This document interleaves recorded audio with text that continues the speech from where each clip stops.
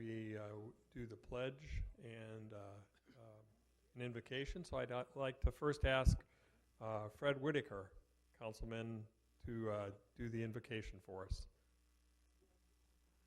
Thank you. Welcome to the City of Orange. On behalf of Mayor Pro Tem Mark Murphy, the rest of our City Council, we welcome you. Please stand. And in the City of Orange, we recognize that our rights come from our Creator, not from pieces of paper. So if you would please bow your heads and pray in your faith as I pray in mine.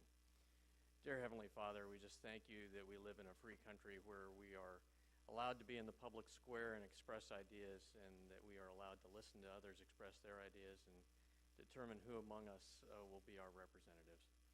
Lord, we just thank you for that freedom. Thank you for that blessing. We ask you to be with the candidates tonight as they express their views.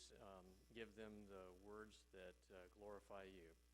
We also ask, Lord, that you be with them and their families as running for office is trying and a sacrifice, and that service is something that should be honored. We ask all of this in your Son's name. Amen. Amen. Thank you, Fred. I'd like to ask City Councilman and Mayor Pro Tem Mark Murphy to do the pledge for us. Thank you very much. Remain standing. Place your hands over your heart and join me in the salute to the flag of this great nation. I pledge allegiance to the flag of the United States of America and to the republic for which it stands, one nation under God, indivisible, with liberty and justice for all. Thank you very much. You may be seated. Thank you very much, Mark. So I'd also like to give thanks to the City of Orange and the City Council and City Manager Rick Otto and Deputy City Manager Irma Hernandez for allowing us to host this forum. I'd ask that all of you please set your cell phones on vibrate, and during the remarks from the candidates and Mr. Alexander, I'd like to ask that you don't cheer or boo or throw tomatoes or anything like that. There are no political signs allowed in the chambers, nor is there any campaign literature to be handed out. Please hold your applause for the end of the forum. Thank you. Just a little bit about the organization that I represent. The California Republican Assembly is a grassroots volunteer organization that has been in existence since 1933. We are organized into local units such as the Anaheim unit, the Tustin unit, and the Saddleback Republican Assembly. Those three units have areas within the jurisdiction of the race that we're considering this evening, the 68th Assembly. I'd like to introduce the president of each of these units. Let's see, first Benita Gagné, she's from the Anaheim Republican Assembly. Cynthia Cantrell is from the Saddleback Republican Assembly. And Jay is from the Tustin Republican Assembly. So for more information about the CRA, or if you wish to join CRA, please go to www.cragop.org. We are organizing this forum tonight for CRA members to consider the candidates responsive for our endorsing meeting in March, and for the community at large, and for the candidates to have exposure to you, the voters. We hope you find this forum helpful in your decision on which candidates to support for the 68th Assembly District in June, and of course again in November. June will be the primary, top two will go to November.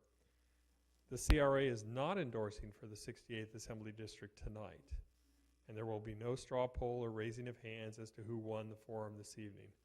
We will consider an endorsement at our endorsing meeting to be held on March 19th. We are honored to have the four candidates here tonight. Each of them will introduce themselves at the beginning of the forum. Each of them will also be here at the end of the forum to answer any questions you may have. Some of them may have a table outside with campaign literature that you can, outside the chambers, if you wish to review after the program. This forum is being recorded courtesy of Professor Pete Witzer and communications student Harper White of the Chapman University.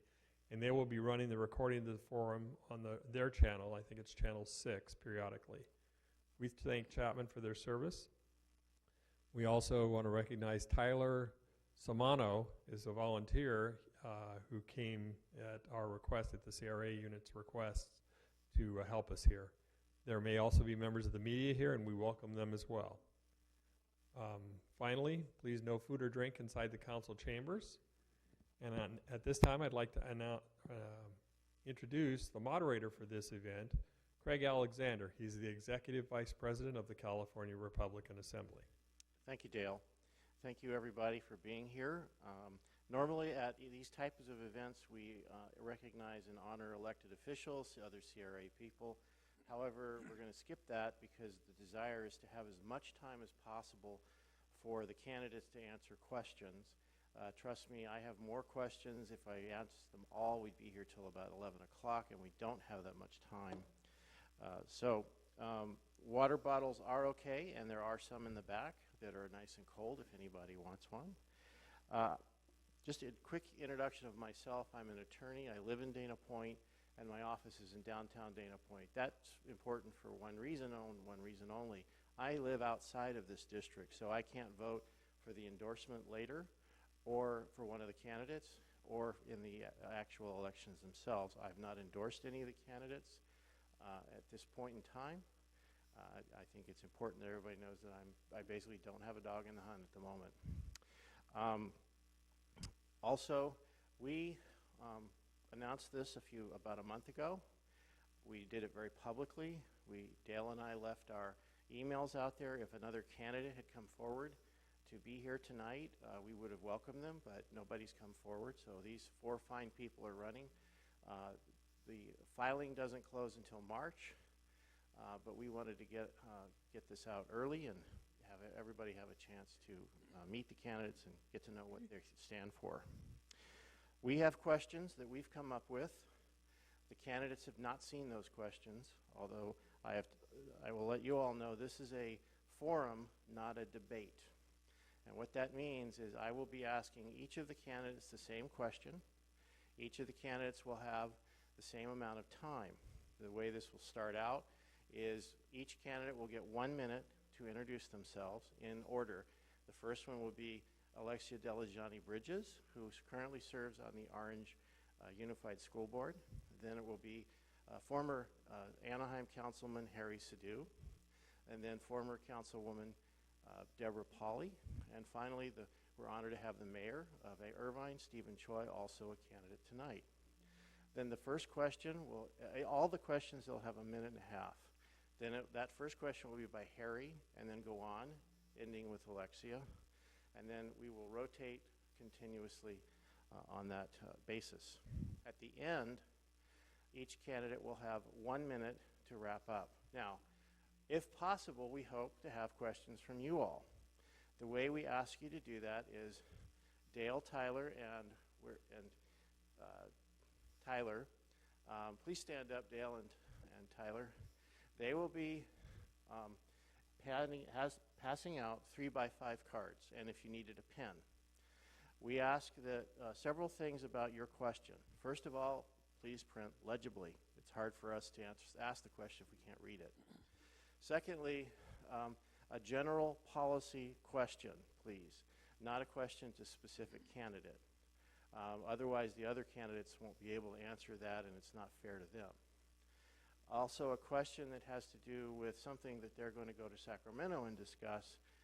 As an example of what they're not going to be able to do is to make a decision about the troop levels in Afghanistan, to give you an example of an inappropriate question. But they probably can talk a lot about gas taxes in California and things like that. So we invite you to have your question.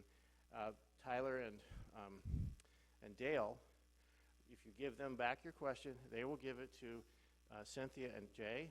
They will go through the questions to make sure A, we can read it, B, that we take out duplicative questions or inappropriate ones. We won't be able to get to all of your questions if we have a lot of them, but I'll do my best to slip in as many as I can. One thing I always tell the candidates at these things, first of all, please, we have our timer down here who will give you a 15-second warning and then a stop. A stop means please finish your sentence so that the next candidate can start and we can get through as much as we can. The second thing is I do my best to remember the order It's more important that we do it right than that my ego is stroked. So please, candidates, tell me if I mess it up, and I'll gratefully accept your correction.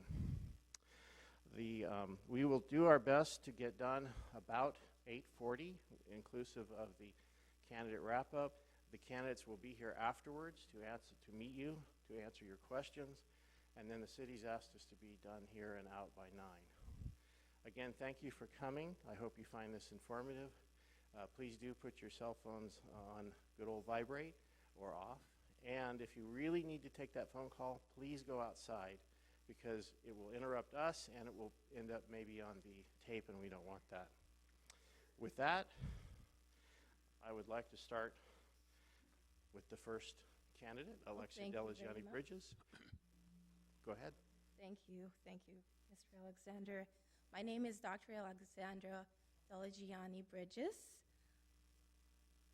California was once known as a golden state. People used to flock to California, not just for the great beaches and wonderful weather, but for the jobs and the job opportunities.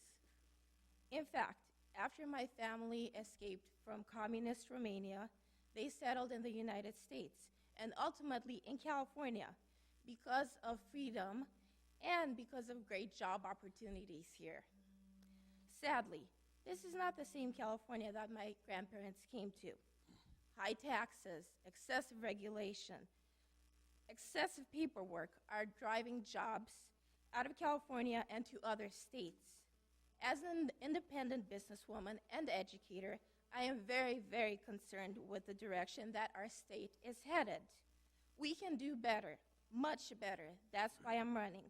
I will work to make California the golden state again. Thank you, and God bless you. First of all, I want to thank the CRA for hosting tonight's candidate forum. It is great to be here with all of you. You know, we share the same conservative Republican principle and beliefs of limited government, free enterprise system, protecting traditional marriage between men and women, pro-life, and family values. And I'm an NRA member. You know, I came to this country 42 years ago with $6 in my pocket. And I put myself through college earning $2.35 an hour. Running for, I worked for the Hughes Aircraft for 10 years. After that, I got into a business. This is the only country which gives you an opportunity to succeed in whatever you want to do in life. I worked for close to about 28 years in establishing almost 30 different businesses. And I can talk a little bit about businesses, what I have been through in my lifetime, and what this California state is going through and putting us through ringer in putting all the small business out of business. Thank you. Thank you. My name is Deborah Pauley, and I'm extremely grateful for the opportunity that the CRA has provided for all of the candidates tonight. Politics is cyclical. Everyone who's been around for any time at all recognizes that. The pendulum swings far left, the pendulum swings far right, and when it swings too far, you have to have a course correction. We are in just that place right now in the country and most certainly in the state. We need a strong pull right for a significant course correction. This is a safe Republican seat. Everyone recognizes that. Even the Democrats will recognize that.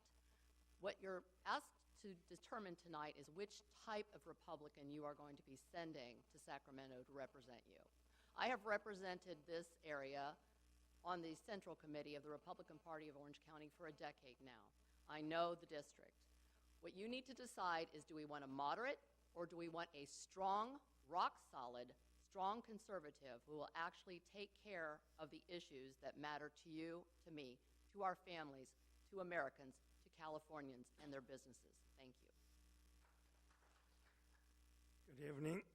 I'm Stephen Choi, currently serving as a mayor of the city of Irvine since 2012. My election as a mayor gave us a conservative majority on the city council for the first time in 12 years. We took our city back from the liberal Larry Agron coalition. Prior to that, I served on the city council for 8 years, fighting for conservative principles against the liberal majority. I also served as a trustee for the Irvine Unified School District for 6 years before the City Council. It is my deep faith in Jesus Christ that led me to public service. I'm a conservative, have fought for conservative principles, and will continue to do so. I'm a conservative Republican because I want to achieve many things that we believe in. Most importantly, I'm a proud Christian father and husband. My family and we all attend the church regularly on Sundays. Thank you. Thank you all. One thing is always something you forget, and I did. One of the rules is if a candidate has already spoken and then another candidate in the same question decides to, for lack of a better term, criticize one of the candidates, the one who's already spoken, at my discretion, I can give the candidate who has been spoken about 30 seconds of rebuttal. The first question for Mr. Sadhu. For several decades, Proposition 13 has required certain limits on the taxation of real property in California and how voting to increase taxes and other things are done in the legislature. Should those limits be changed in any way? You know, with the real business experience in Orange County Republican values, I will fight to protect the Prop 13 and also keep the criminals behind the bars, which has belonged, and oppose all the tax increase. I'm the first candidate in this race who has announced to signing the official American for Tax for Reform Taxpayer Protection Pledge. And I know what it takes to balance the budget and live within our means. Taxes hurts our family and our businesses. Yes, I have already talked about earlier on, and you will see that it's coming up, that Senator Pat Bates have Prop 13 Bill 259 will reform assessment policy of commercial properties when 90% of or more property ownership changes and in a single transaction. Backed by the vanguard of Prop 13, the Howard Jarvis Taxpayer Association and the California Chamber of Commerce. Unions already lining up against it. I will fight everything what it takes to fight for our Prop 13 to keep the taxes low. Thank you. Thank you, Mr. Alexander. Well, I actually cut my teeth on protecting Prop 13. When I first ran for office, I was protecting the end run around Prop 13, otherwise known as a school facilities bond measure, which is just one way to raise property taxes without actually doing away entirely with Prop 13. I have been endorsed by the Howard Jarvis Taxpayer Association for my second run for Villa Park City Council, and also when I ran for supervisor a couple of years ago, so I'm very familiar with Prop 13. I'm also familiar with a piece of legislation that Pat Bates has put forward in conjunction with Bill Breaux, the assemblyman down there. It's actually cleanup legislation, because there were businesses, and everyone does this, when taxes are too high, they participate in what is called tax avoidance behavior. You try to figure out a way to get around paying such exorbitant taxes. That has happened with businesses. Some of that has been unfair to the point where now residences, homeowners, are paying more than their fair share of the property taxes into the state. About 79% of the property taxes that come into the state come from residences. This piece of legislation that is going to fix that will actually level things out and provide for justice in the property tax system. I am a firm proponent of Prop 13. There are so many benefits of it that the average citizen does not see, and one of those is the smoothing of budget process that occurs because of Prop 13. I will, of course, be continuing to fight for that. Of course, none of us here will say anyone would jeopardize our basic tax law in California for the properties that we own. Prop 13 should be protected any way we can for either the personal or commercial or businesses.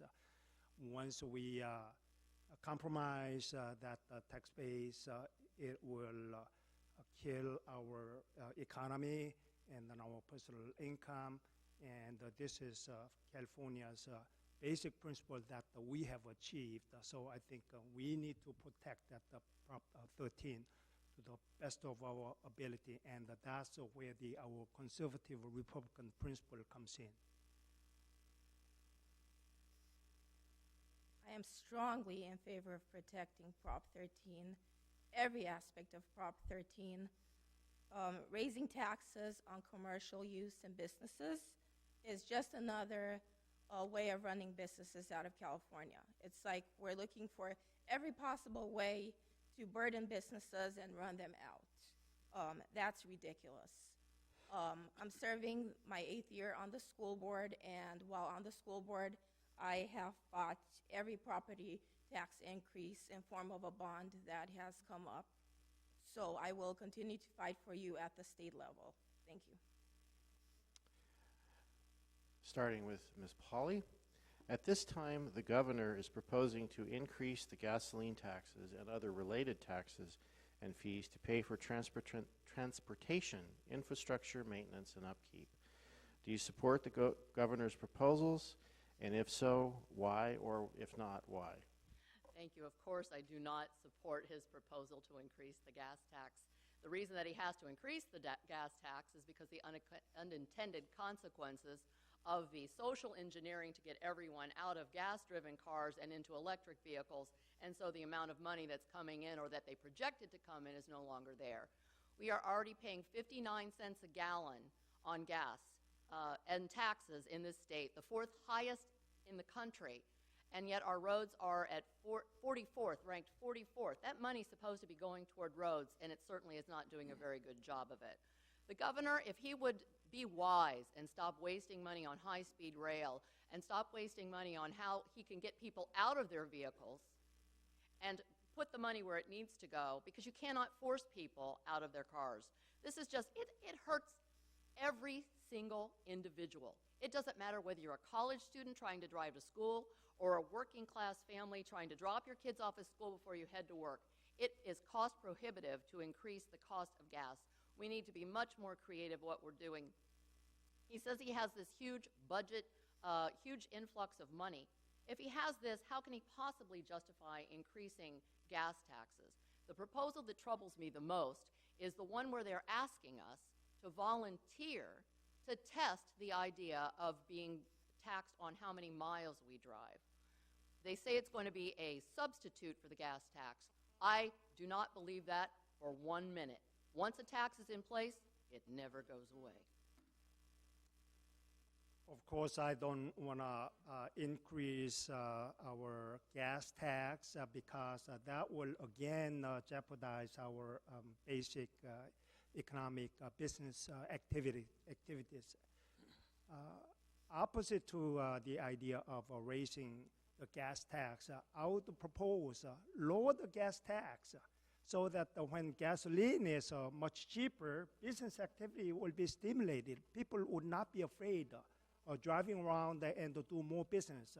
When more people drive and the gasoline is cheap and more consumption of the gasoline, that will jack up the governmental portion of the tax. So I think a reverse policy will be good for the California economy rather than limiting the driving by raising the gasoline tax. Our constituents pay the highest gas tax in the nation, yet we have the worst roads in the nation. To make matters worse, cap and trade has added an additional 10 cents per gallon. We need to increase the number of refineries in California. We need to drill to reduce reliance on the OPEC countries. Our dependence on foreign oil is a threat to our economy and our national security.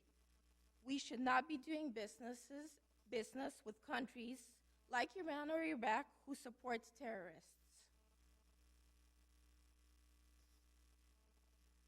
Thank you for asking this question. You know, in the governor's recent budget proposal that he called for raising gas taxes and fees to start paying for the $59 billion backlog for needed transportation system repairs. One answer should be meaningful administrative fixes, not more taxes. Instead of taxing already overburdened taxpayers, the state should focus on closing the loopholes that allow millions of dollars to be diverted in the vital transportation projects. We continue to waste billions of dollars on boondoggle high-speed rail, and yet we can't pay for the infrastructure repairs we desperately needed. You know, I'm the only candidate here who understand what the gas tax is going to do to my business. I have a transportation companies deliver the food to me twice a week in all my restaurants. Guess what? If the gas tax goes up, guess what? How much I'll be paying? I am just the one example. 85% of the small businesses, which are the biggest taxpayers in the state, are the one I can understand what they're going to be going through if there is a gas tax increase. Thank you. Thank you. Starting with Dr. Choi, and one of the candidates must have been clairvoyant, knowing my question. Would you be willing to sign the No New Taxes pledge of the Americans for Tax Reform, and if not, why not? Okay, which tax? No, this is, would you be willing to sign the No New Taxes pledge of the Americans for Tax Reform? I already signed, I believe, several months ago. This, my basic two principles that I want to put out. I think all the conservative Republicans will believe in no new taxes is my basic campaign pledge that I'm going to use. Number two will be creating more positive business environment. So therefore, any time when tax idea is proposed, this will be again dampening our economy. So rather than taxing higher and higher, driving our businesses out of a state, we need to encourage our businesses to stay with some incentives. I think a higher tax is not such a way to incentivize our businesses to stay and do more business in the state. Absolutely. I will sign anybody's no new taxes pledge. I've made this pledge to the taxpayer, to my constituents, long, long ago when I first ran. So yes, I will sign the no new taxes pledge. Well, thank you for asking this question, because I'm probably one of the businessmen who pay more tax than anybody else put together in this candidate's form. You know what? Taxes hurt. Think about it. You get up early in the morning, you buy a cup of coffee, you pay tax. You go and fill up your gas, you pay tax. You go and sign up to pay your property tax, you pay the real estate tax. Taxes, tax, and tax. This state is the worst in the nation to pay the taxes. I'm the only candidate, and I'm saying that, only announced guy who has actually officially signed the tax reform, taxpayer protection pledge. I know what it takes to balance a budget. Live within our means. Taxes hurt our family and businesses. Thank you. You know what, Harry? I'm going to say your name. I am really sorry that you have to pay high taxes, because it's just not right. I'm sorry for every single business person in here that has to pay such high taxes that they can barely make ends meet, because it makes it difficult for businesses to expand.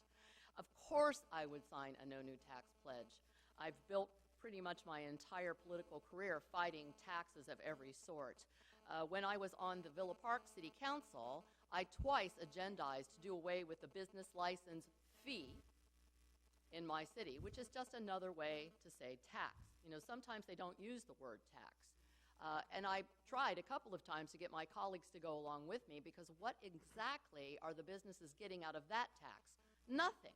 They're filling out a piece of paper, a form, and writing a check to the city so that they can have a piece of paper saying, yes, you have they do no background checks of any sort, and then next year they send them an invoice and ask them for more money. That's a tax. They call it a fee. That's a different name. I do know that 3 different times my colleague right here to my right, Stephen Choi, has had the same opportunity to do the same thing in the city of Irvine, and 3 times voted no to do away with that business license tax. You can say you're going to do it, but I think actions speak far louder than words. How many of you have been in the trenches fighting? Sacramento is a huge black hole addicted to money. More money, more money, more money is always their answer. I think we need to come up with a different answer. Thank you.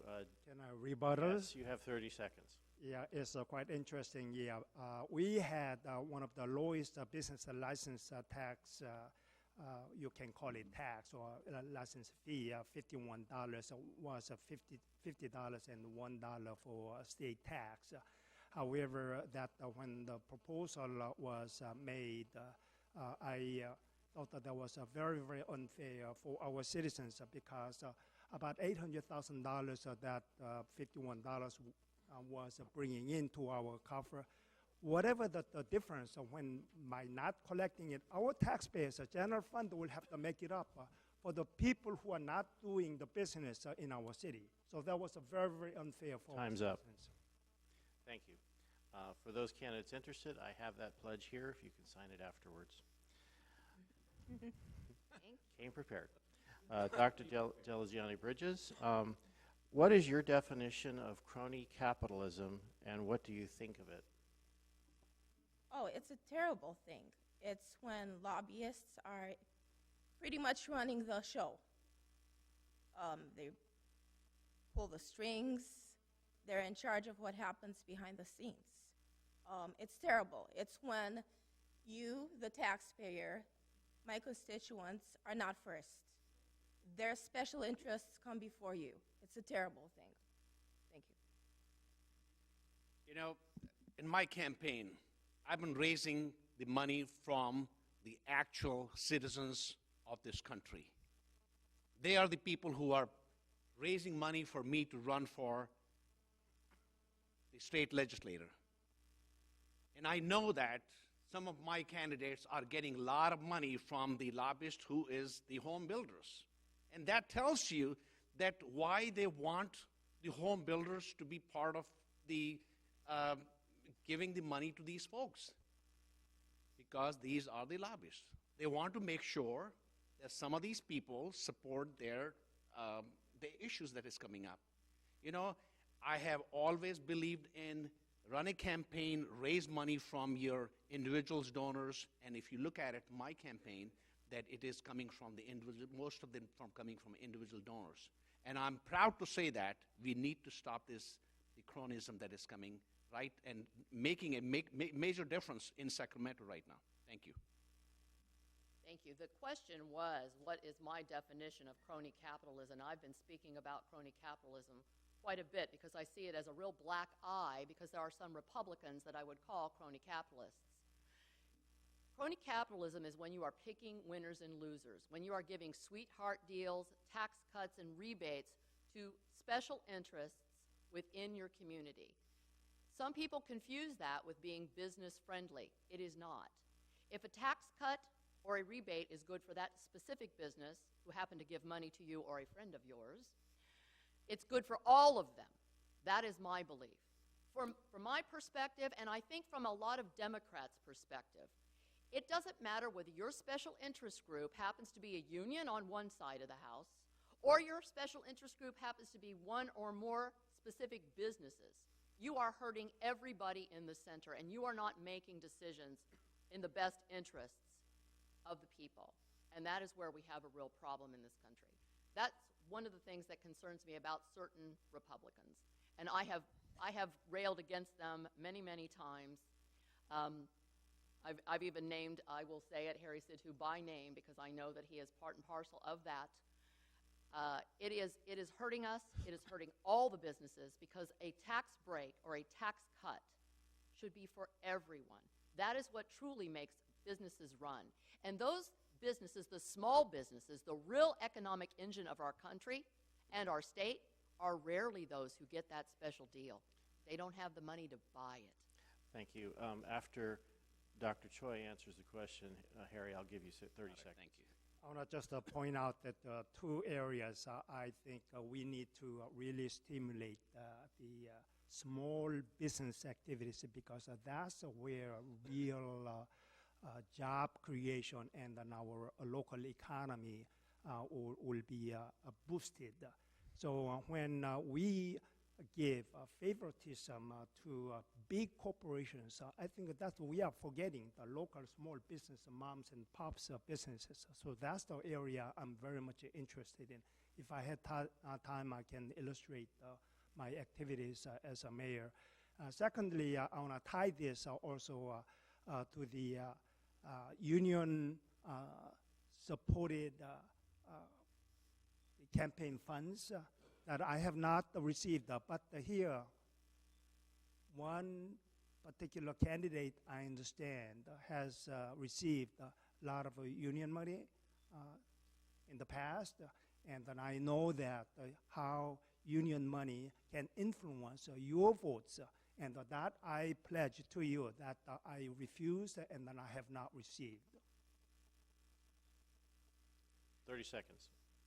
Deborah, you never ran a business in your life.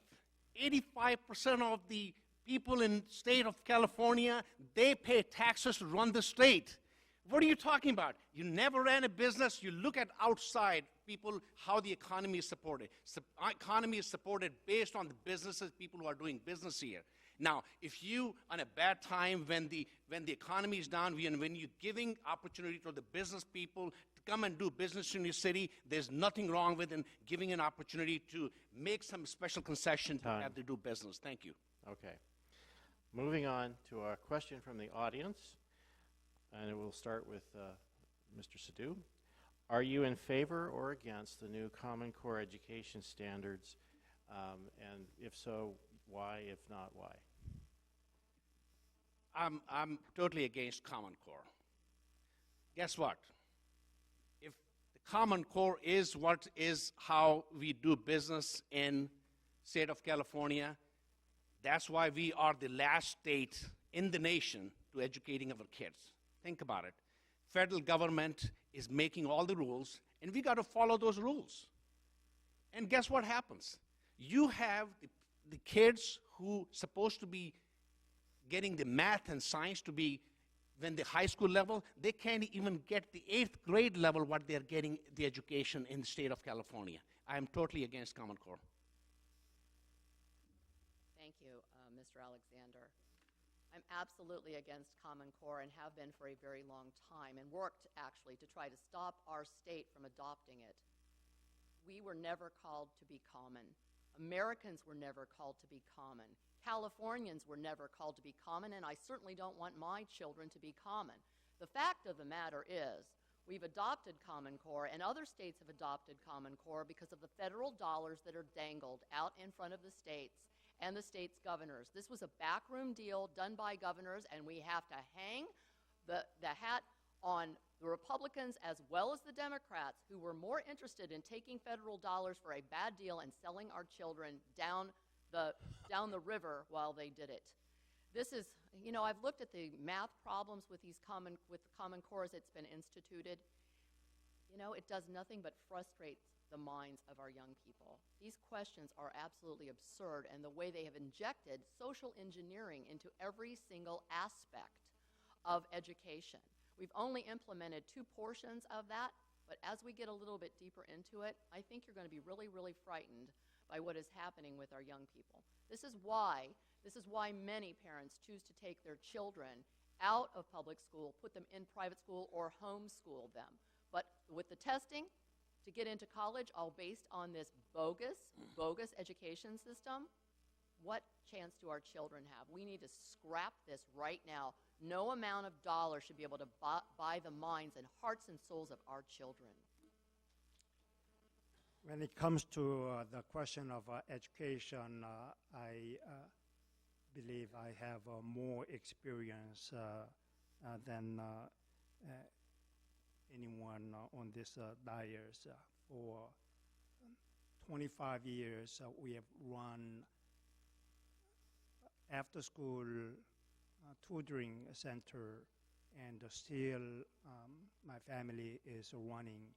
And when Mr. Sidhu was yelling a while ago that nobody, I don't know who the question was directed to without the business experience. So I do have business experience directly for 26 years.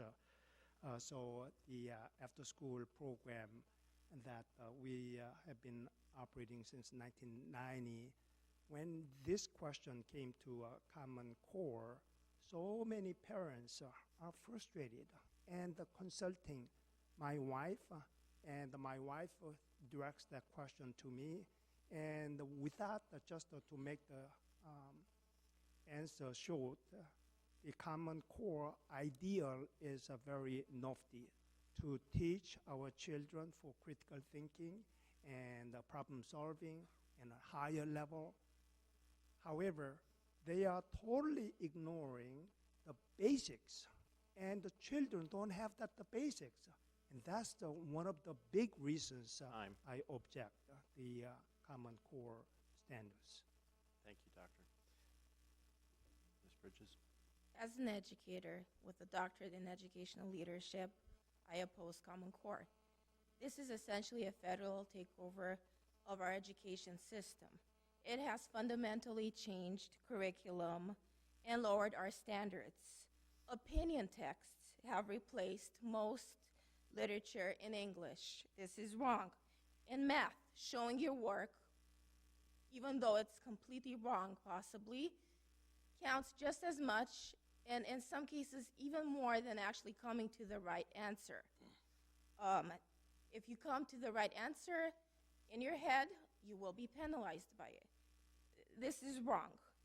Our children deserve a lot better. We deserve better standards, standards aligned with colleges, standards that will prepare our students for better jobs. Thank you. Can I respond to Mr. Choi's answer on the education, but he talked about that? It will be, that was not a ad hominem, so I'm going to move forward. No problem. First of all, just to remind everybody, please hold your clapping, et cetera, till the end. And candidates, please, when the stop sign goes up, please finish your sentence and let us move forward. I have another question from the audience. And I'm going to take the purview of being the moderator to adjust the question a little bit. First I'll read it, then I'll ask you the way I will ask it. Science has established that carbon dioxide produced by human activity is causing global warming. What will you do to advance and strengthen AB 32 to keep California in the vanguard of stopping climate disaster? And I will change it as follows. Do you agree with the premise of the question regarding, I guess, that human activity has caused this and global warming? And secondly, do you agree with the goals of AB 32? And if so, how would you strengthen it? If not, how would you adjust it? Oh, I'm sorry. Deborah. Okay, very good, thank you. Well, I'm glad I would have adjusted it for you. I think that the entire idea of the fact that global warming is happening is as bogus as can possibly be. I remember being in elementary school in Columbus, Ohio, and it would be 15 degrees outside when I was walking to school. And when I'd show up in the classroom, we were told that we were experiencing another ice age. We were having global cooling. It was pretty easy for me to believe that, and that I was going to freeze to death like the dinosaurs. And when I'm on the college campuses here in Southern California in the heat of the summer, and I walk outside of the university classroom, and it is 95 degrees, and it blasts me in the face, I can understand why our college students actually believe that we're experiencing global warming. They only talk about it in the summer. Have you noticed that? And of course, they've transmorphed that into now climate change, because quite frankly, global warming has been disproven. It is not satisfied science. There are scientists on both sides. What will I do to advance it? Absolutely nothing. As a matter of fact, I will fight it because I believe the entire purpose is to control the behavior of the citizens. Cap and trade is a large measure of that, figuring out how they can get more money, more money, more money. Once again, the Sacramento fight song, more money, more money, more money out of us, and try to control the way we want to live our lives. This has nothing to do with liberty and freedom. I won't do a single thing to advance that cause. The environmental issues related to global warming, this one I want to take a very balanced attitude. That is, I think our effort to keep our environments clean is basically a good thing. However, the theory global warming is entirely human caused is something that I have trouble with. So I think our continuing effort of environmentally friendly policies is fine. However, government imposed, it should be voluntary, all individual. We believe in, as Republicans, individual liberty and the freedom. And we all know what is good and what is not good. Instead of a government mandated, imposing, and then also cap and trade, changing, money and the credits, etc. This is all way of government taxing on the businesses. So therefore, this is an extreme measure that the government is stepping in and threatening the businesses to buy into that concept and then also stimulating the wrong idea of entire global warming phenomena is human caused. So this is really troubled government injected the theory that I would not believe in. While it is important to keep the environment clean and the industry safe, we have to make sure that we are not using this to run businesses out of the state and not using this as an excuse to raise taxes. For example, adding transportation fuels to AB 32 cap and trade has increased the price of gas in California by 10 cents. That's another example of them using this as an excuse to raise our taxes, and this is ridiculous. Thank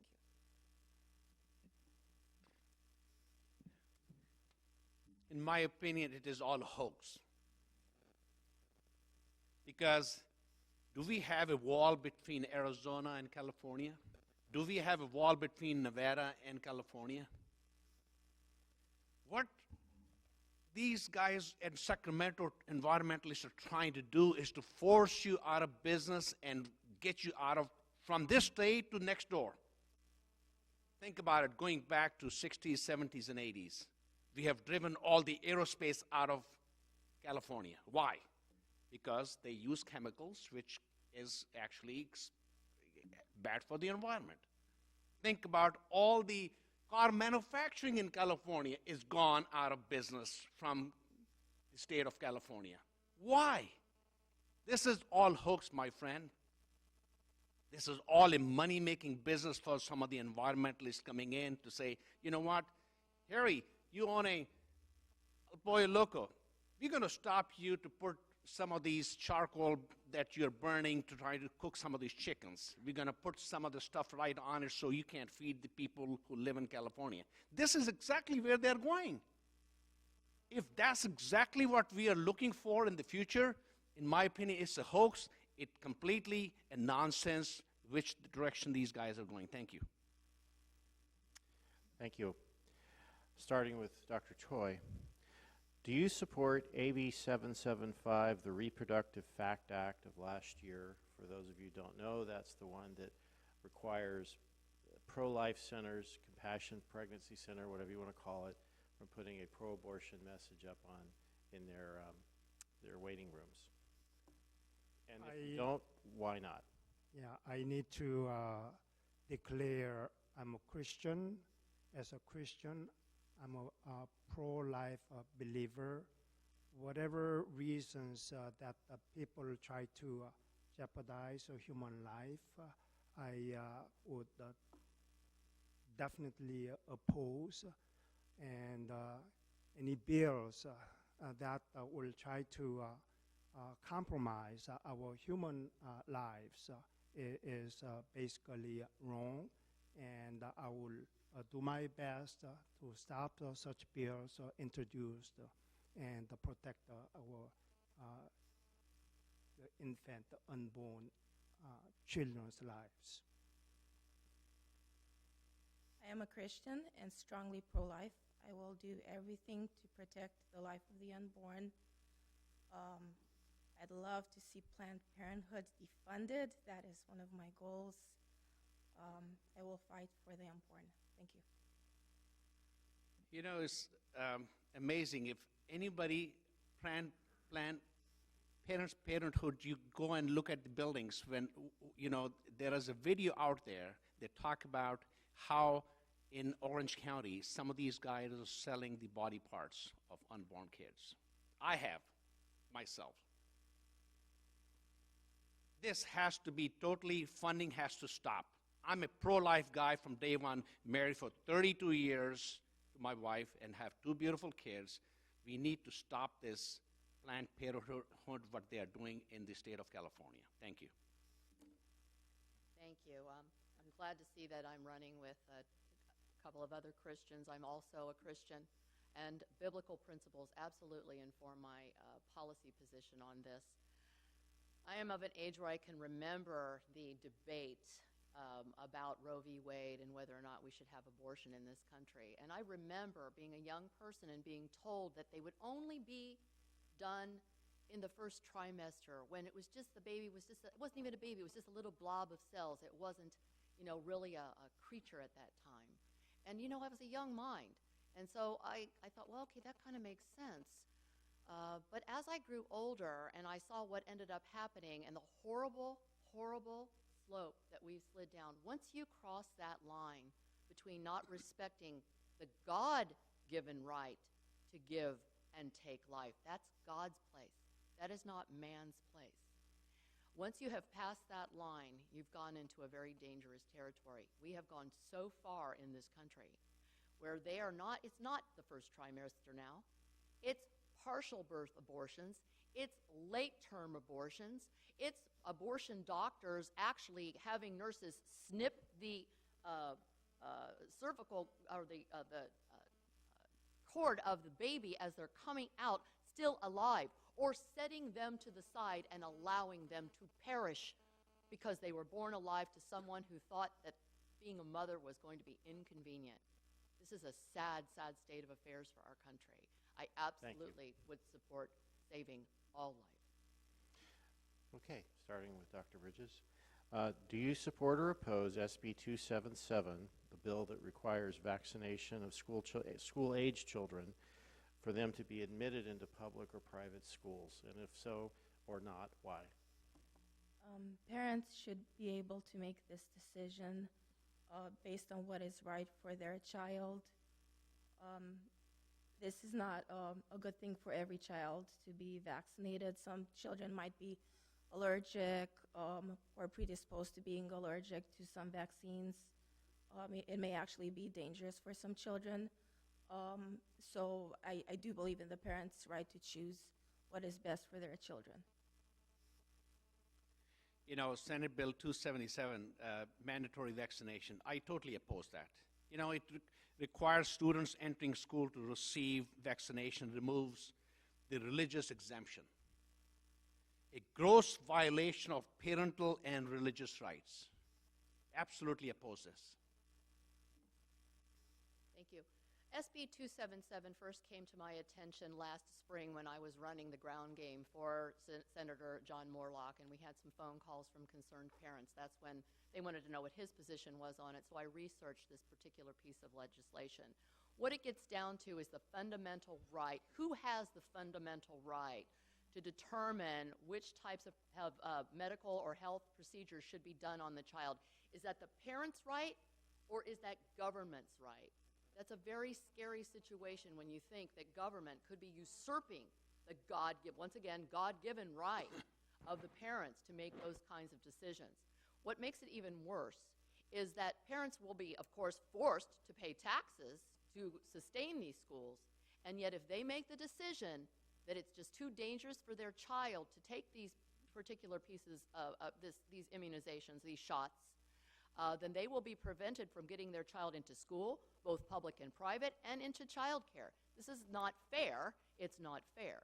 I personally would immunize. I have immunized. But if what I was giving my children was a much shorter list of shots than what is happening now. I think if you look at the list and see how many shots are given to our children, and all at the same time in a cocktail, you would be shocked by it. I was when I saw that list. I think this is a parent's right to make that determination, and since it's open-ended that any number of shots can be added, gets pretty scary. Government doesn't have that right Thank to you. do that. Dr. Joy.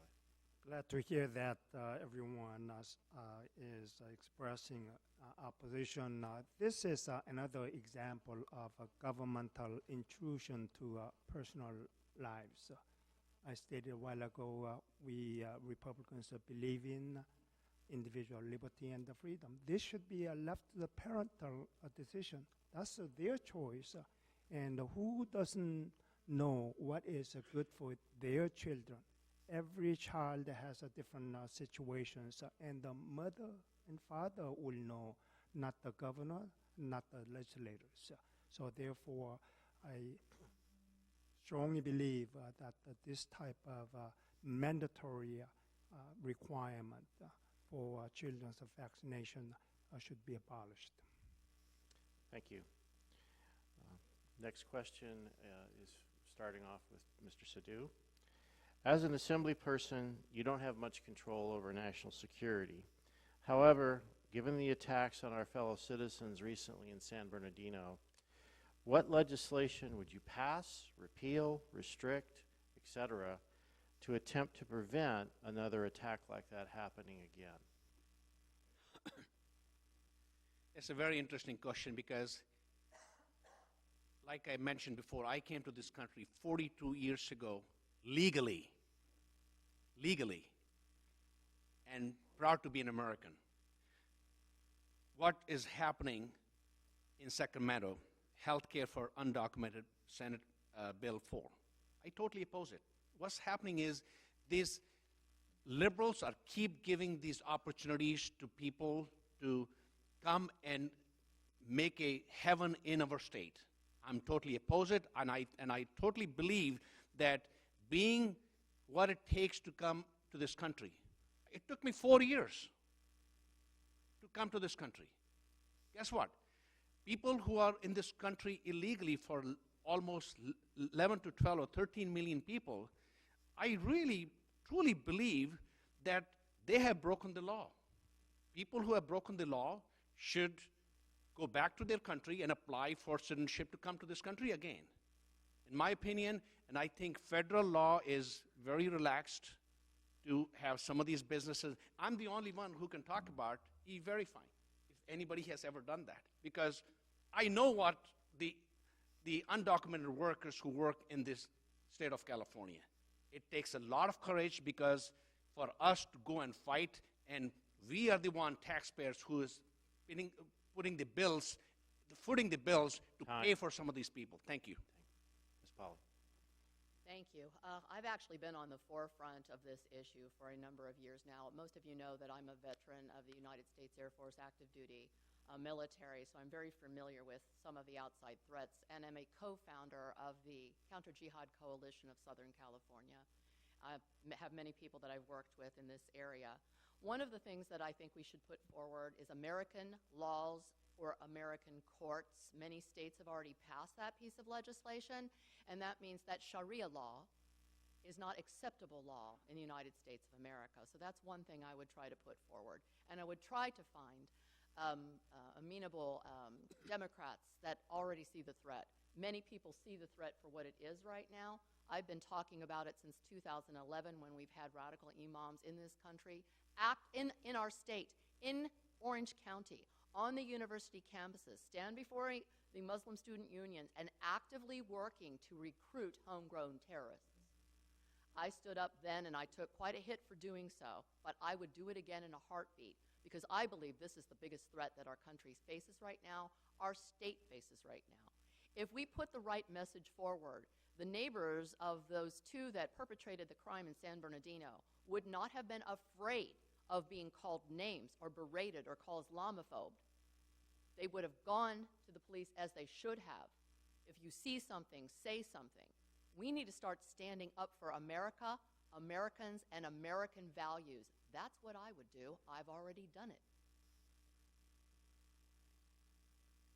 Certainly, national security issue is a very serious issue that this country is facing. If there's anything that at the state level that we can help, would be I would strengthen our Republican principle protecting Second Amendment, gun ownership.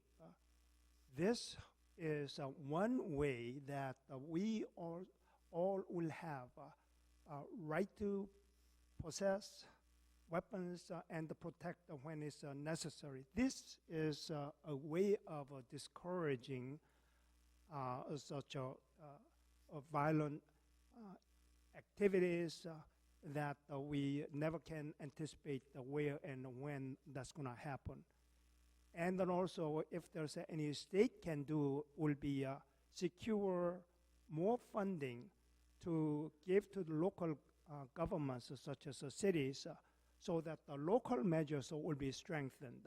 I'm so proud to say that the city of Irvine has had the record of being named as a safest city in America for 11th straight years. This just doesn't happen. It takes a lot of careful pre-planning and then execution. The safety of my citizens is a top priority. There are many, many things we need to do. We need to continue to fight to build that wall between us and other countries. We need to protect the Second Amendment. If, for example, in San Bernardino, there were people armed on our side, them coming in with arms, they'd be running out the other way. Third, most importantly, we need to really screen who's coming into our country. I know this is not popular, but look, we need to even look at social media. Employers do this. If employers can do this, colleges look at, for example, Facebook. If they see students getting drunk, they say, no, you're not coming into our school. If we see someone post anything, even remotely anti-American, on any type of social media and game center, etc., you're not coming into our country, period. Thank you. A related question, and we'll start with Ms. Pauley on this one. Should California pass legislation to make the state a shall-issue jurisdiction for the issuance of a concealed carry permit? Absolutely. I'm also an NRA member. As a member of the military, that's kind of normal. I think a lot of folks are. I believe that they've tried so many different things in the state of California. They are the leading edge of how to try to subvert the Second Amendment right to keep and bear arms that all American citizens have. And yet it hasn't done a single thing to reduce crime in the state. What ends up happening when you try to pass these laws, the only people that abide by these laws that are passed are the law-abiding citizens. The criminals could care less about the laws. That's why they're criminals. They break the law. And I think that people should not have to work so hard to exercise their Second Amendment right. And it also, the other problem is this: it puts our law enforcement, our sheriff, for instance, in Orange County, in a difficult situation because the laws are constantly, what does the court say, should I issue, should I not issue? It really shouldn't be a decision that they have to make. It should be just, here's the national law. The federal law should trump state law. You have the right to keep and bear arms. You shall issue. Thank you. Okay, I already stated that Second Amendment right to bear arms is either that's concealed or otherwise. It's a right to bear arms, concealed arms. It should be. This is when I come to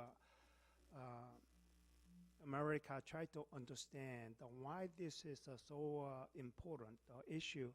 And I began to realize that when I come from Korea, where no individual weapon possession is allowed, America, from the beginning, pioneers, there's no law. Individual, they had to protect themselves. When the pioneers came to the West, and therefore that the tradition is totally embedded in the culture. And we are the country of immigrants, made up of all the immigrants from different culture and background and beliefs.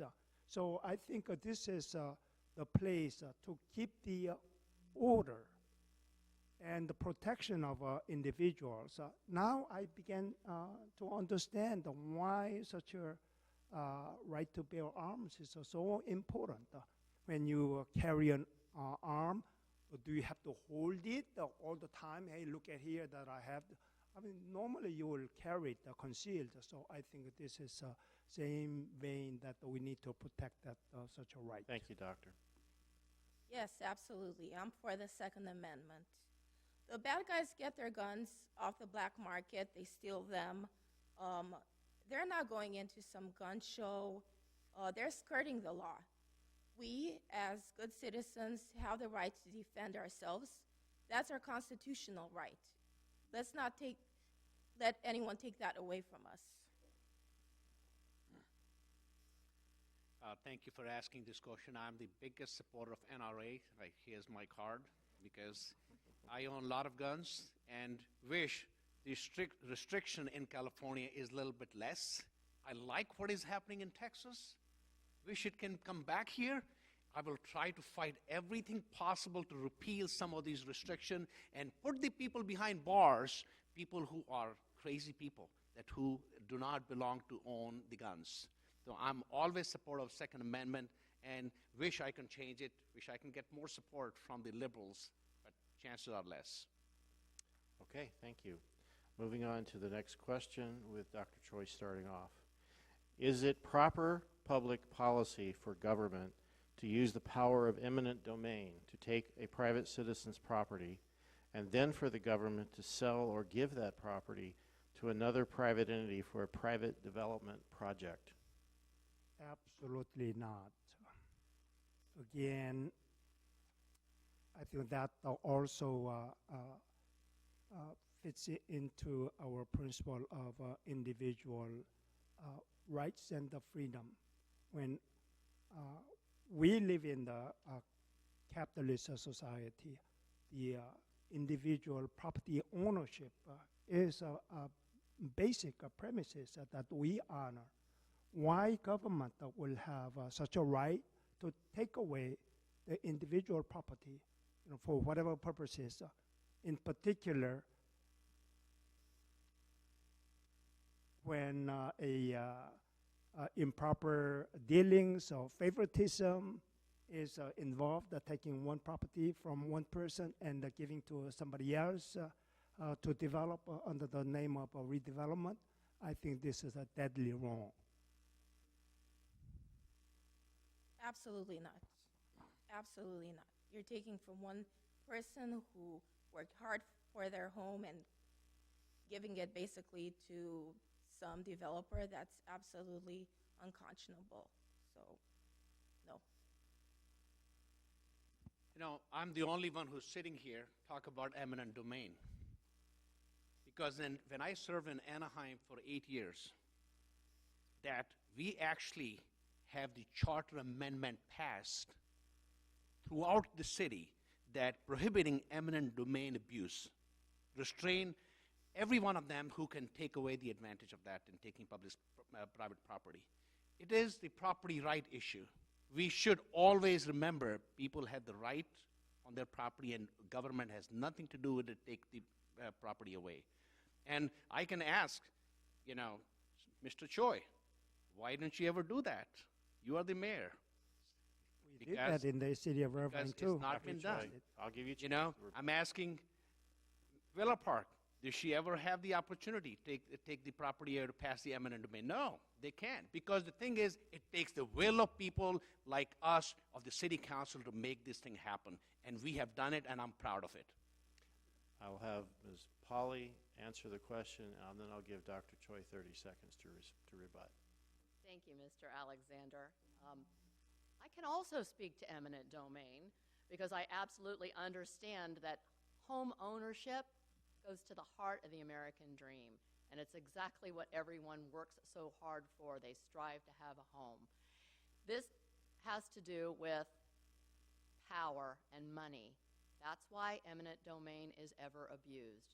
It is the prime example of the abuse of government power when land is forcibly taken and it's not taken for a good public use.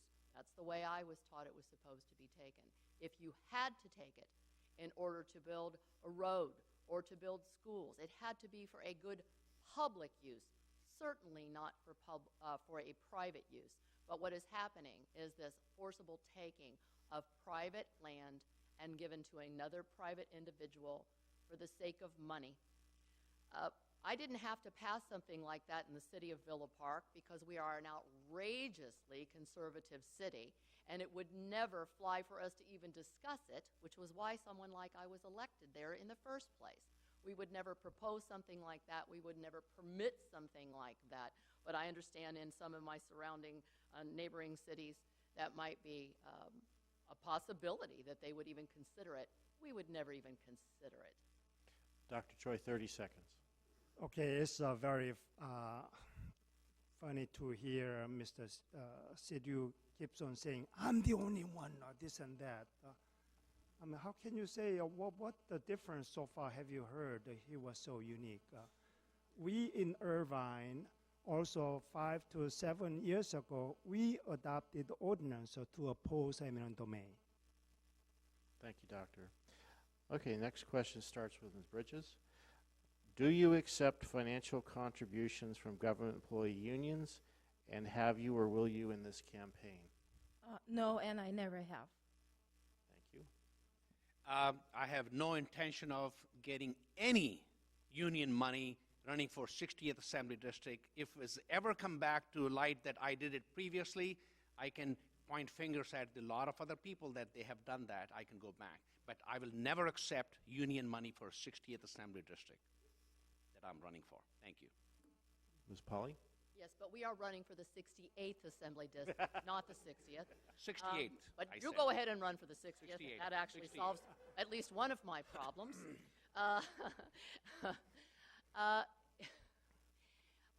I Googled myself the other night. Don't think anything bad. You know, it's a good thing to do every once in a while. And someone had created a pie chart about where I get my money. Deborah Pauly. I don't know who did this.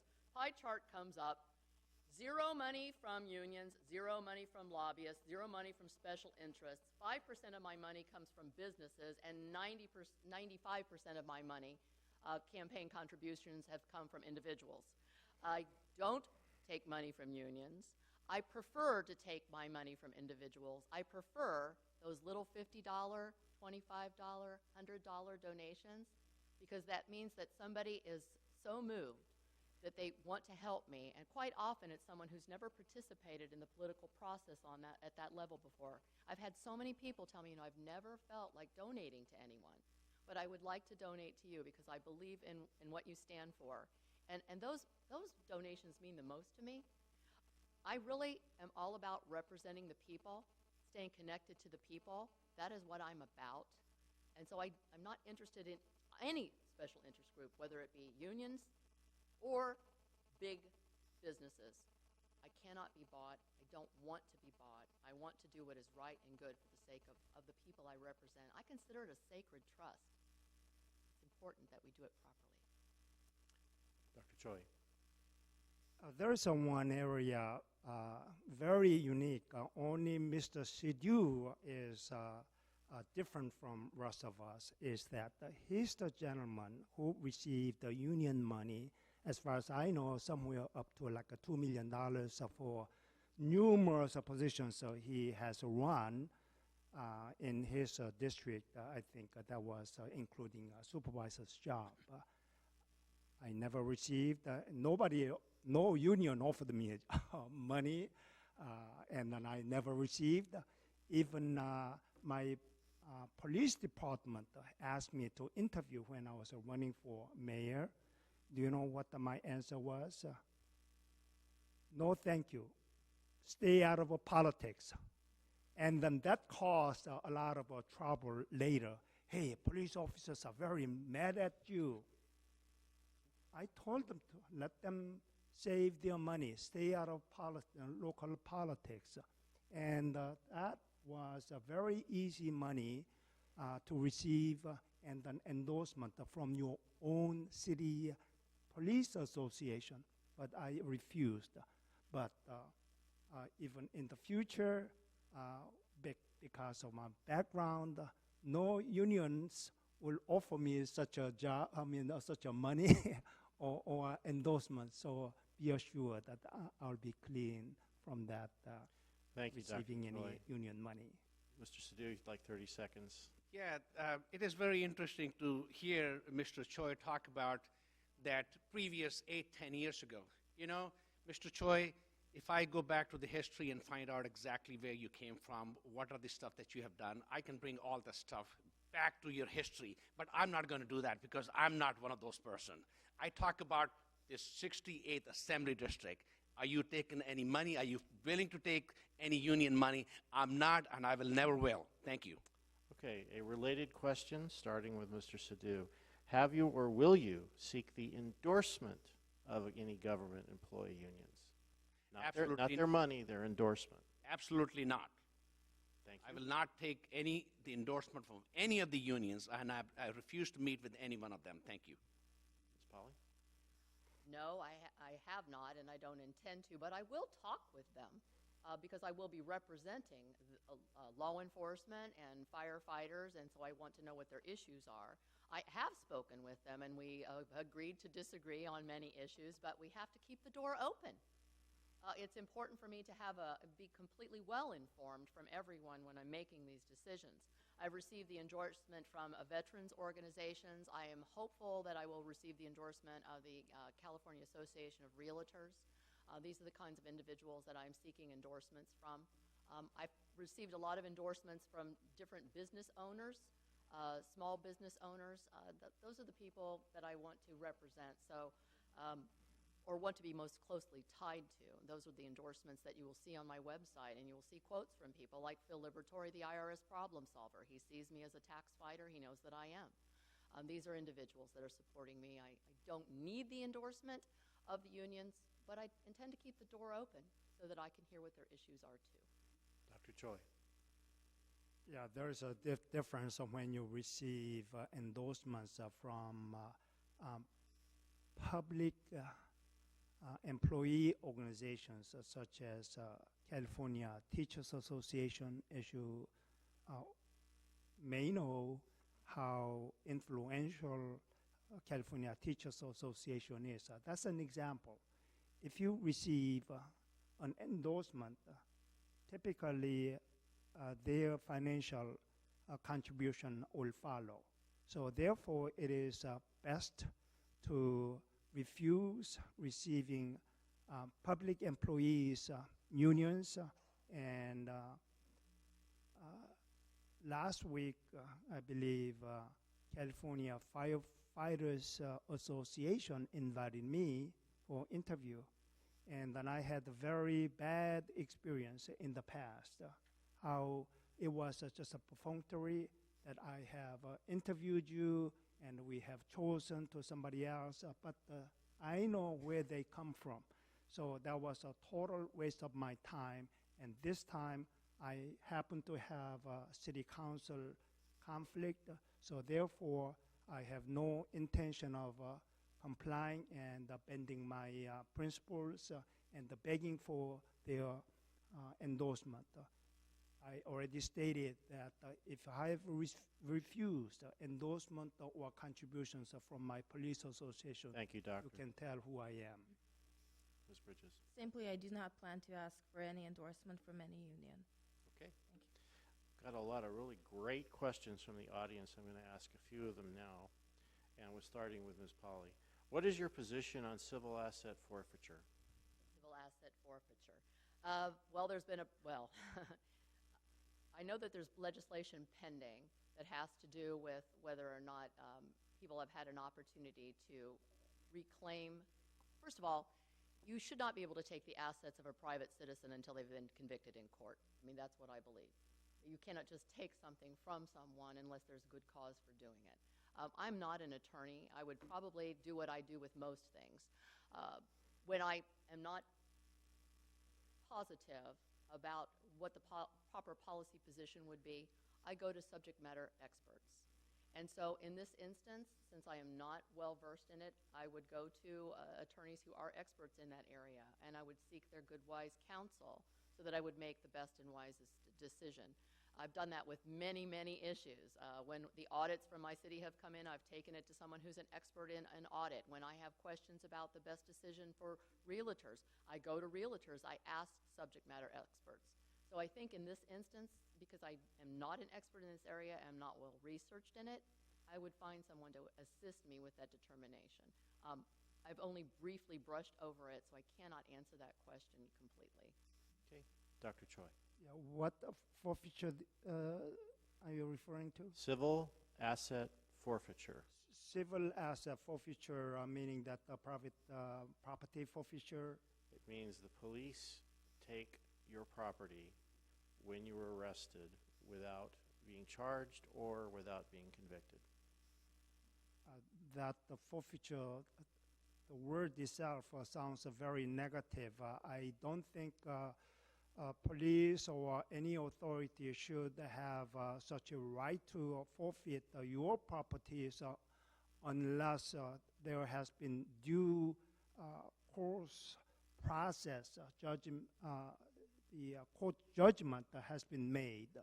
So unless you are proven that you are dangerous to have your own property or otherwise, why any authority, police or government will have a right to come to me and forfeit my property just because if I get stopped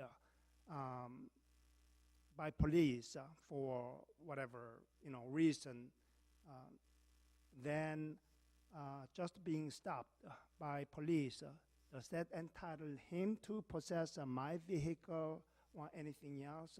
So I think that sounds like invasion of private property without due course is something that I would not support. I am definitely against this also. I don't think government has the right to come and take your property, especially before you're convicted. I think that's absolutely unconstitutional. Now, if after you're convicted, it's proven that the property was stolen or used in a crime, that's a different situation. Thank you. I don't really know the law right now what is passed on the possession of the properties if person is not convicted. I think it all goes back to, if the law is that when they get convicted, they should take the property away, the police can, yes. If that's what they do, I think law has to be repealed. Now, whole thing comes down to is that a lot of the people, especially the police and highway patrols, when they confiscate the marijuana, guess what?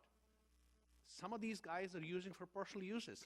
These are the things that's happening, and I think that's where we need to have a very strong laws, how the police and the law enforcement uses some of these stuff when this has all been taken into their possession.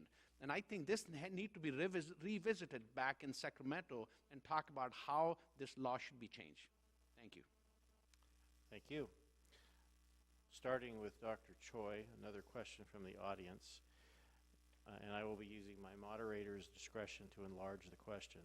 California's unfunded public employee retirement fund deficit is now approximately $225 billion. What budgeted agency expenses would you work to eliminate to reduce the principal? My enlargement is beyond that. Is there anything else you would do to reduce California's liabilities in this area? I think this should be my most favorite topic tonight because in Irvine, we would have had $120 million of unfunded pension liability. However, about 3 years ago, our council member, Christina Shea, and I took an initiative to direct our staff to come up with the measures, what the recommendations, what resources do we have to eliminate. Then claimed about to be about $90 million, but right now the total value would have been $120 million. Sure enough, they had a great idea and recommended that we implement our plan using our sitting assets, pay down, and then also a methodology of prepaying premiums instead of back ends. That would have saved like $33 million in total in 7 years, because 3 years has passed. Our entire unfunded pension liability will be wiped out. So we think, I think Time's out, strongly Roy. that we can adopt similar principles in eliminating the California state unfunded pension liability as well. Ms. Bridges? Legislators have really made a mess out of this with irresponsible legislation such as lowering the retirement age, benefit increases that are retroactive even, allowing for missed payments, keeping the contribution rates of the employee below the required level, and allowing for pension plan managers to make risky investments. While Governor Brown has made some strides into addressing this problem, a lot more needs to be made. So looking forward, need to fix and amend bad policy, make sure that employee contributions into their own pensions is substantially increased. Employees should be paying their fair share into pensions. Thank you. You know, in city of Anaheim, when I was there, I took a very strong stand on the public employee pensions, especially police and fire. And we made the actual change that you can't go backward to change everything else, but you can go anybody forward, any new hires will be changed. And I was one of them, part of the whole council, that we made the change. Any new hires, this was going back about 4 or 5 years, 5 years ago, that we made any new hires will be to the new plan is going to cut down a lot of the unfunded liabilities. Now look at the stock market. When the stock market goes down, what happened to the unfunded liabilities? All these pensions are going into that investment. It actually drops. Guess who is actually funding? It is the taxpayers. It comes out of your pocket, right? This needs to be changed. Now, only way it's going to change is we elect a lot more Republicans to the state legislators, that we have the majority to change and make this a law to have some of the unfunded liabilities for the future. We do not want to be San Bernardino or Detroit. Some of these cities are going bankrupt because of unfunded liabilities. Thank you.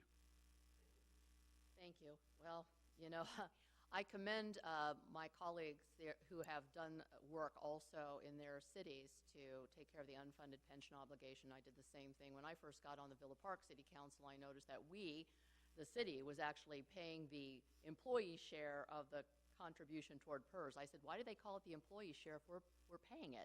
So in a very logical fashion, 1 year at a time, we increased the amount until they were actually paying their full share. The ability to do those, and we've actually paid off our side fund too, prepaid our unfunded obligation. If you look at what we owe right now in the state, we're actually bankrupt.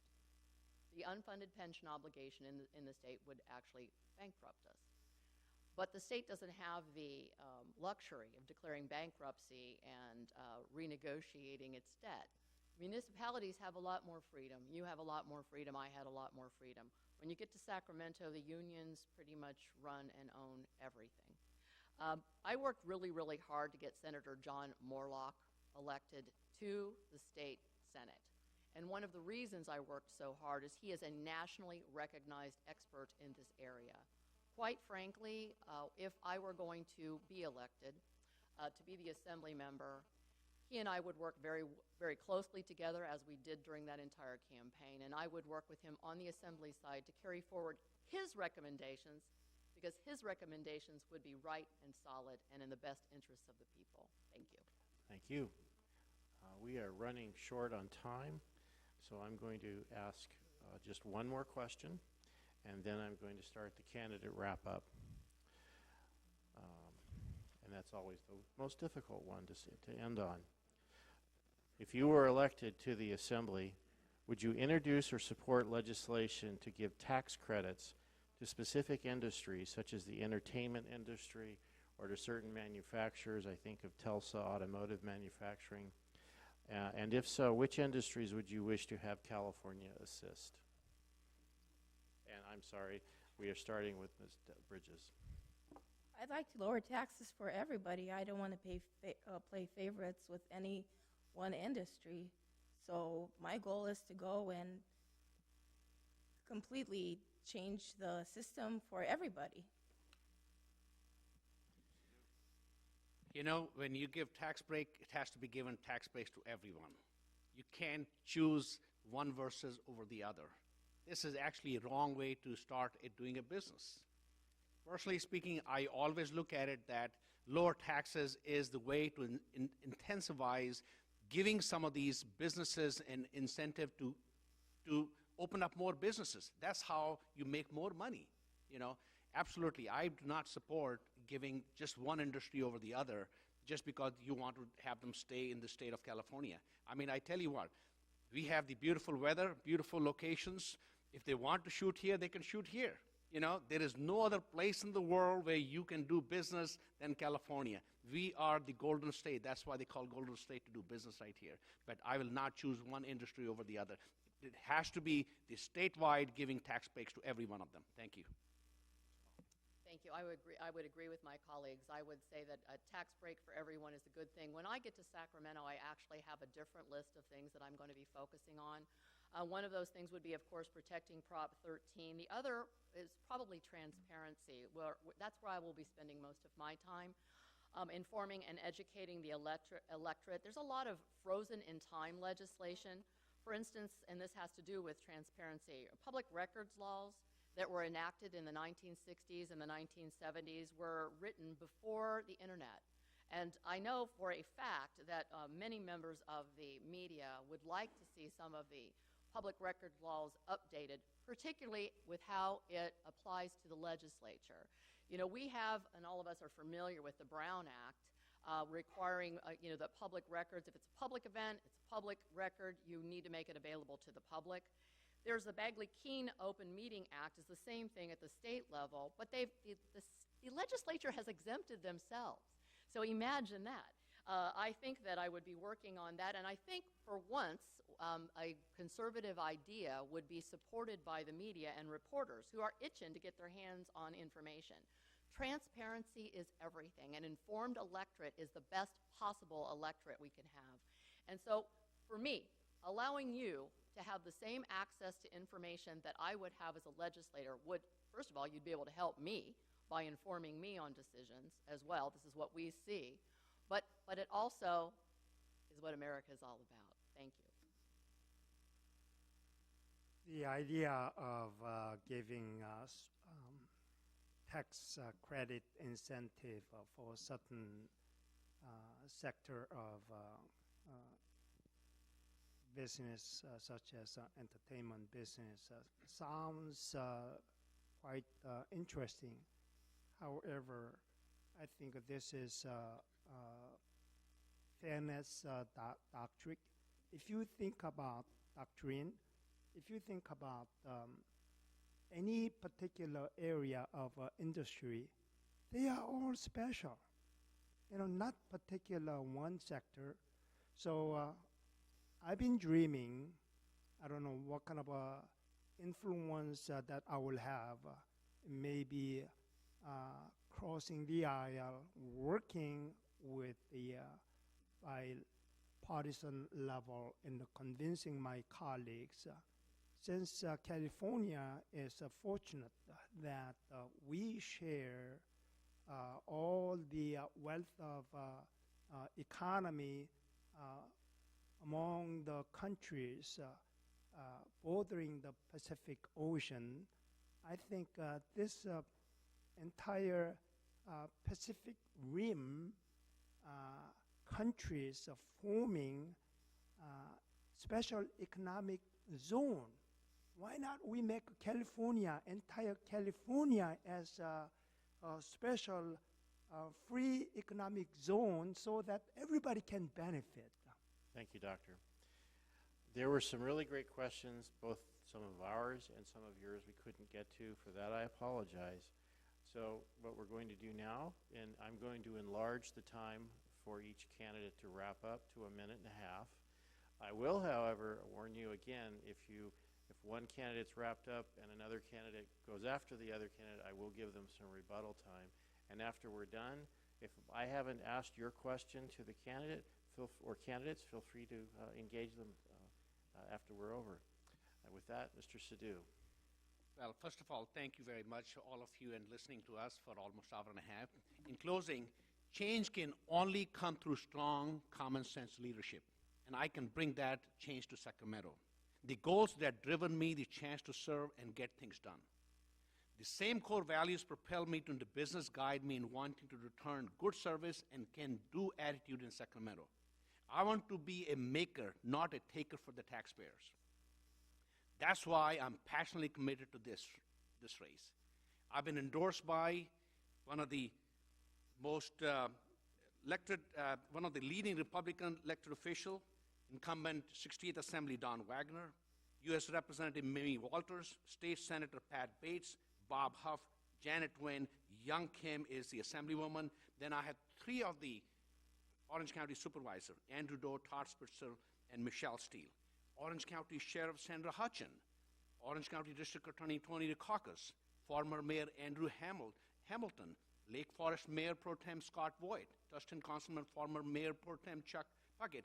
I have all these people that if you don't believe me, if you can believe them, because I'm the only most conservative Republican who can serve the Sacramento and bring the change to all of you. Thank you. And God bless. Thank you. The establishment laundry list of elected officials that are endorsing some people is what's gotten us into the trouble we're in right now. Not just in the country, but certainly in the state. I call that the self-licking credentials mill. Quite frankly, what ends up happening is consultants have a clause in their contract that says you must endorse every other horse in the race. That's fact, folks, and you need to understand that. So when you see that list, you might want to think, wow, who has all the money? Where did they get all that money? And why do they need somebody there to help cover up for them? So that's what I'd like you to say. My modus operandi for a very, very long time has been to find good candidates and help get them elected. I actually went to a candidates forum when Stephen Choi, Jerry Amante, and Don Wagner were running for the seat that I'm currently running for. And I decided that Don Wagner was the best of the 3 candidates, and I supported him. Stephen wasn't the right man for the job then, and he's not the right man for the job now. I helped get Alexia Delagiani elected to OUSD's Board of Education. I held her first and only fundraiser in my living room. It was an ice cream social. She's done a good job there at OUSD. I hope she stays there. The reason I'm running is because I am the best woman and man for the job. I will go up there and I will do exactly what I say I'm going to do. You will not have to call me and ask me to vote no on tax increases or to walk and talk like a Republican. I'm just going to do what I've always done. I respectfully ask for your support on June 7th. Dr. Choi. The question before you is which candidate will serve you best? Which candidate will represent you best at the state capitol? Which of us can best stand up to the liberals who want to raise your taxes and take your liberties? Past service record would be the good indicator of the person for the future prediction. I can boldly say that I will truly be the one who will represent you and conservative values. During my time on the city council in the Irvine, I have helped expose and fix the Great Park boondoggle, stop up the pressure to raise taxes, made Howard City the safest big city in the nation, developed a program that will save over $100 million by paying down pension obligations, and fought to bring God back into our City Hall. Just like in God We Trust, you see that emblem, national emblem, will be housed in our City Council.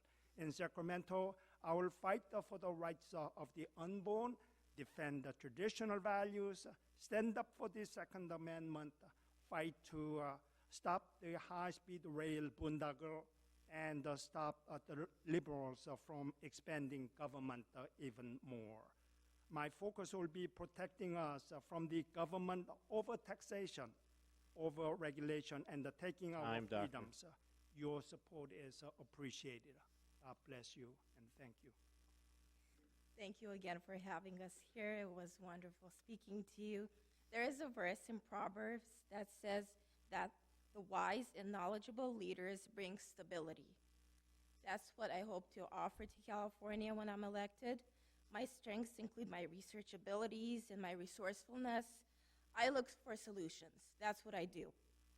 I have a unique background as an independent businesswoman and educator. I humbly ask for the opportunity to represent you in the 68th Assembly District. Thank you, and God bless you all. Good night. Thank you, everybody. I'd like to first of all thank our candidates for running, for offering to serve, and for coming tonight. Harry, I know you want to speak, but that one's not. I think you have said that you want to give an opportunity Okay. to rebuttal. 15 seconds. Okay. We need to end. You know, Deborah, the reason people don't like you and they don't want to endorse you because you don't take the personal responsibility. When you got arrested and the DUI, that was the end of it. Think about it. You went to my treasurer to have the filed report, which was due on the 31st. What happened? You coming to my woman to ask to file the report? You still Okay. have not done it. You're still in Time. violation. Thank you. Time. Deborah, you can respond. I've already filed the FPPC report, Harry. People do like me. The voters like me, and that's who I seek Okay. to appeal to. Thank you all. Thank you all for your patience tonight. The candidate, we have this place until 9. You're welcome to ask the candidates any questions. I'd like to thank any members of the press who are here, and a special shout out to my good friend Chris Wynn, who is live blogging this on ocpolitical.com. So if you don't want to wait until the kind people from Chapman replay this on Channel 6, go to ocpolitical.com and you'll get a minute-by-minute recap. Thank you all for coming, especially for our volunteers and the CRA people. Oh, and candidates, I have the pledge for you to sign. Oh, great. I'd like know. to